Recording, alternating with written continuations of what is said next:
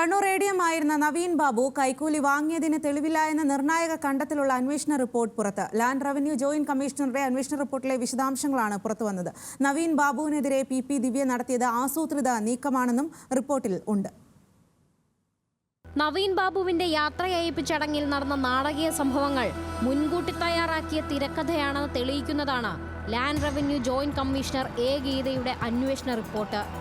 നവീൻ ബാബുവിന്റെ യാത്രയയപ്പ് ചടങ്ങിൽ PP ദിവ്യ എത്തിയത് കൃത്യമായ ആസൂത്രണത്തോടെയാണെന്നും അന്വേഷണ റിപ്പോർട്ട് ചൂണ്ടിക്കാട്ടുന്നു. മുൻകൂട്ടി നിശ്ചയിച്ച യാത്രയയപ്പ് ചടങ്ങിൽ ക്ഷണിക്കാതെയാണ് ദിവ്യ എത്തിയത്. പലവട്ടം വിളിച്ച് യാത്രയയപ്പ് ചടങ്ങിന്റെ സമയമുറപ്പിച്ചെന്ന് കളക്ടർ അരുൺ K. വിജയനും മൊഴി നൽകി.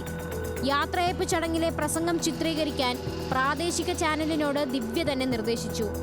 ഈ ദൃശ്യങ്ങൾ ദിവ്യ തന്നെ വാങ്ങിയെന്ന് ചാനൽ ജീവനക്കാരൻ മൊഴി നൽകിയ കാര്യവും അന്വേഷണ റിപ്പോർട്ടിൽ പറയുന്നു. പെട്രോൾ പമ്പിന് അനുമതി നൽകാൻ ADM നവീൻ ബാബു കൈക്കൂലി വാങ്ങിയതിന് തെളിവ് കണ്ടെത്താനായില്ല. ഫയലിൽ കാലതാമസം വരുത്തിയിട്ടില്ലെന്നും റിപ്പോർട്ട് പരാമർശിക്കുന്നു.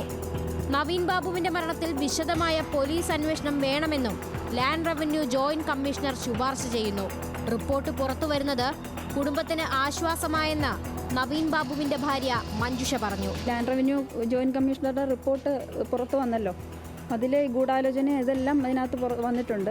സത്യസന്ധമായ റിപ്പോർട്ടാണ് ലാൻഡ് റവന്യൂ ജോയിന്റ് കമ്മീഷണർ ഇപ്പം പുറത്തുവിട്ടിരിക്കുന്നത്.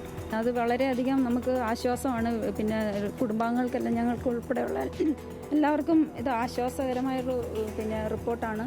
ഒക്ടോബർ 15-നാണ് നവീൻ ബാബുവിനെ കണ്ണൂരിലെ വാടക വീട്ടിൽ മരിച്ച നിലയിൽ കണ്ടെത്തിയത്. മുഖ്യമന്ത്രിയുടെ ഓഫീസിന് കൈമാറിയ അന്വേഷണ റിപ്പോർട്ടിൽ 5 മാസം പിന്നിട്ടിട്ടും നടപടി ഉണ്ടായിട്ടില്ല. ന്യൂസ് മലയാളം, തിരുവനന്തപുരം.